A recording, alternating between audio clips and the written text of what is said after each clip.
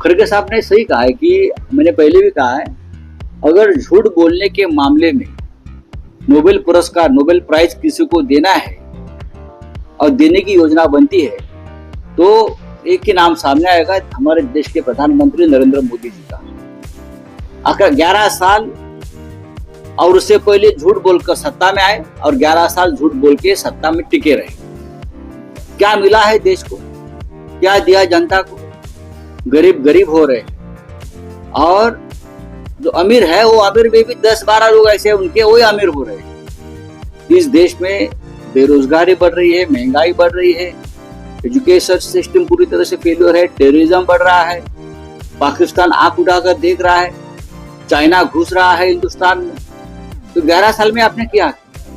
अब मुझे बोले, देश की अर्थव्यवस्था पूरी तरह से खत्म हो गई है। सर, देवेंद्र फडणवीस ने बताया कि आने वाले जो बीएमसी चुनाव होंगे, जो मुख्यमंत्री चुनाव होंगे, वो पार्टी एक साथ लड़ेगी। कहीं ना कहीं एडवांस बुकिंग अभी से कर रहे हैं। करने दो, देखो अपनी अपनी चुनाव की रणनीति हर आघाड़ी, हर पार्टी करती है, वैसे हम भी करेंगे। देवेंद्र फडणवीस अगर किसी के साथ चुनाव लड़ने की भाषा करते हैं या कोई अलायंस बनाते हैं तो उनका अलायंस है। दोनों पार्टियां, देखो अलायंस किससे करेंगे? बीजेपी है और जो दो पार्टी है वो उनकी ही पार्टी है ना। अमित शाह उनके प्रेसिडेंट है एक्चुअली। एक अजित पवार की पार्टी अमित शाह चला रहे और जो एसएनसी यानी एकनाथ शिंदे ग्रुप है वो भी भाजपा का ही पार्टी है, अमित शाह की पार्टी है। तो घर का मामला है उनका। मत विभाजन होने यासाठी विधानसभा महायुति की तैयारी पहले से उन्होंने घोषणा कर दी थी, पर अब आपकी सीट डिक्लेयर नहीं हुई। डीएनसी ने वो तैयारी करके करे, ऐसा उनका कहना है। करने दो। आपके एंड से इस तरह की तैयारी का घोषणा पहले होगा कि एंड मिनट तक वो सीट नहीं, हमारी चर्चा चल रही है, जिससे चर्चा होनी है उससे चर्चा हो रही है और हम भी, आपको पता चलेगा, बहुत ही मजबूती से हम चुनाव में सामने आएंगे। बीएमसी पण राऊत साहेब, शिवसेना, उद्धव बाळासाहेब ठाकरे हा पक्ष मुंबई महापालिका किंवा अन्य महापालिका निवडणुका महाविकास आघाडी म्हणून लढेल की मनसेशी युती करण्यामध्ये पक्षाला स्वारस्य आहे? याचं तुम्हाला उत्तर माननीय उद्धव ठाकरे लवकरच देतील। शिवसेना पक्षप्रमुख माननीय उद्धव ठाकरे हे या विषयावरती तुमच्या मनातल्या सगळ्या शंकांचं निरसन करतील।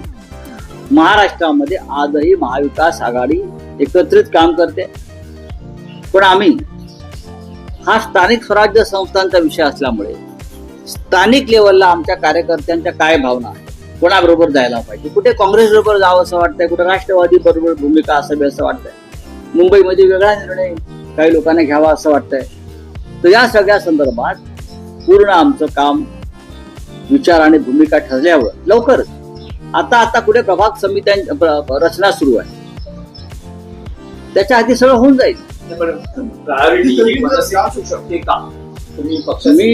मी तुम्हाला आत्ताच सांगितलं की माननीय शिवसेना पक्षप्रमुख उद्धव ठाकरे हे आपल्या प्रश्नांना लवकरच उत्तर देतील आणि अगदी सविस्तर, भक्कम आणि परखड आपल्या मनातले सगळे प्रश्न जे आहेत हे त्यांच्यापर्यंत पोहोचलेले आहेत आणि त्यांनी उत्तराची तयारी केलेली आहे। सर, विधानसभा चुनाव में जिस तरीके से दिखा गया कि महाविकास आघाड़ी में शिवसेना को लेकर देरी हुई थी, कहीं कहीं तनाव दिखा था, तो आने वाले चुनाव में क्या? देखिए, ऐसा होता है विधानसभा में, जैसे वो क्या महायुति में भी हो गया था ना, आखिर तक हो गया था, ऐसा होता है। लेकिन आगे वाले चुनाव में इस प्रकार का कोई प्रसंग नहीं आएगा। एनसीपी सांसद सुप्रिया सुले ने पीएम नरेंद्र मोदी की नेतृत्व गुणों की सराहना की है।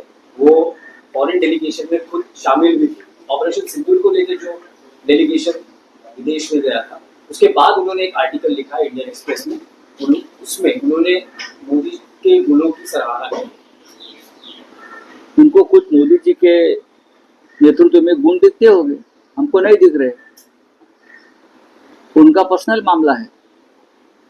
देश में एक सांसद है सुप्रिया जी, अपनी भूमिका व्यक्त करने का उनको अधिकार है। नरेंद्र मोदी जी क्या है, उनके नेतृत्व गुण क्या है, हम अच्छी तरह से जानते हैं।